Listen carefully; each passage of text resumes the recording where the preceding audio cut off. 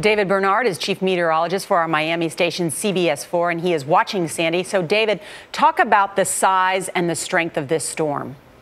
Well, Nora, overnight this storm got really strong, and those pictures from the Caribbean and from Cuba just proved that. Here is the latest information we have this morning. We are talking about a Category 2 storm. It's emerging from the Cuban coastline now. It's about 185 miles south of the central Bahamas, and the thinking is today, tonight, and tomorrow the storm is going to maintain hurricane intensity as it moves through the Bahamas. That's why we could see these tropical storm force conditions in South Florida. But beyond that, as we go into the weekend, we're going to look for this storm to continue to parallel the East Coast and then possibly be somewhere off of the New England or Northeast coastlines, maybe just east of the Delmarva as well, Sunday night into Monday. And that's when things could definitely get a little bit tricky. David, how bad could it get?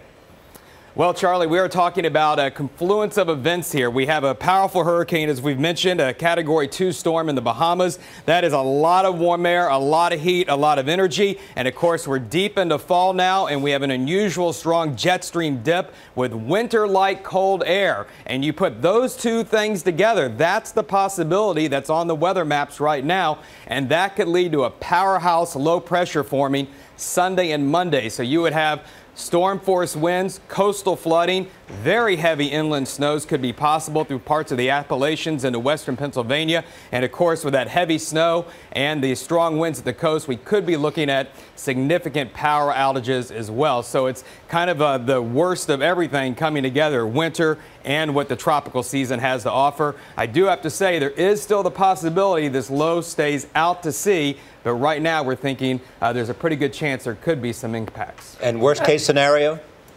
Well, I think it is if that low forms and it sits right off the coast and then backs from the ocean back into land. We saw kind of a similar thing with the perfect storm in 1991, how it moved from east to west into portions of New England. We could see something similar with this. All right, David Bernard, thank you.